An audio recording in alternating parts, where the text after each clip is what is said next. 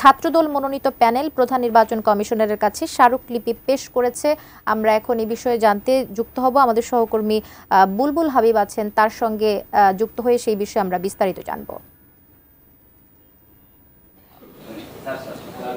আসলে কিছুক্ষণ আগে ছাত্রদল মনোনীত প্যানেল যে ঐক্যবদ্ধ নতুন প্রজন্ম, সেই প্যানেল প্রধান নির্বাচন কমিশনার এফ নজরুল ইসলাম তার কাছে আসলে স্মারকলিপি পেশ করেছেন ৬ দফা দাবিতে।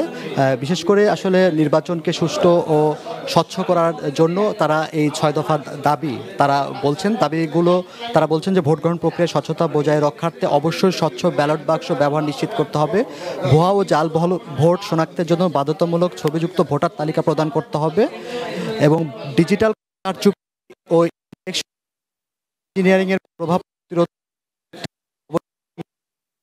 যে সরাসরি সম্পৃক্ত বৈধ কাজ পাশধারী যারা ব্যক্তি রয়েছে তা এর বাহিরে অন্য কাউকে আসলে ভোট কেন্দ্রের ১০০ মিটারের মধ্যে ঢুকতে দেওয়া যাবে না, এমনটি তারা দাবি করেছেন। এবং লেভেল প্লেইং ফিল্ড বজায় রাখার স্বার্থে তারা বলছেন যে নির্বাচনে অবৈধ কালো টাকার প্রভাব প্রতিরোধ করে কার্যকরী পদক্ষেপ নিতে হবে। এই মোট আসলে ৬ দফার দাবির ভিত্তিতে ছাত্রদল মনোনীত যে প্যানেলের সদস্যরা ঐক্যবদ্ধ নতুন প্রজন্ম তাদের প্যানেলের নাম, তারা আসলে সেই প্রধান নির্বাচন কমিশনারের কাছে তারা তাদের দাবি তুলে ধরেছেন এবং তারা সেখানে আসলে কথা বলছিলেন যে তারা দাবিগুলো জানাচ্ছেন সেই বিষয়টা নিয়ে, এবং সেই দাবিগুলো দিয়ে তারা আসলে বলতে চাচ্ছিলেন তাদের যে বক্তব্য সেটা তারা তুলে ধরছিলেন।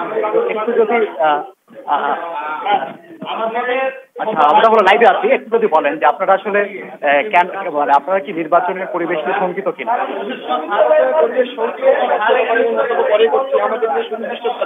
আমরা সে দাবি প্রেক্ষাপটে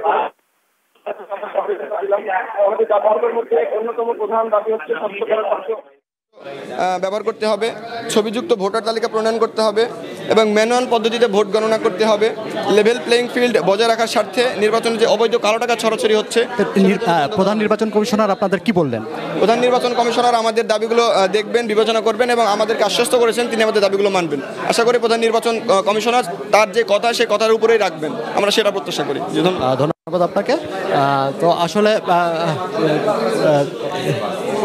কবিতা, যেহেতু আসলে এই দাবিগুলো এখানে উপস্থাপন করেছেন এবং ছাত্রদলের মনোনীত যে প্যানেল তাদের সব সদস্যরা এখানে উপস্থিত ছিলেন এবং তারা দাবিগুলো এখানে উপস্থাপন করেছেন প্রধান নির্বাচন কমিশনার কাছে, এবং প্রধান নির্বাচন কমিশনার আসলে আশ্বস্ত করেছেন যে তারা তাদের এই বিষয়গুলোকে গুরুত্ব দিয়ে দেখবেন। তো এই ছিল এখান থেকে কবিতা, যে ছাত্রদল স্মারকলিপি পেশ করলেন তার খবর।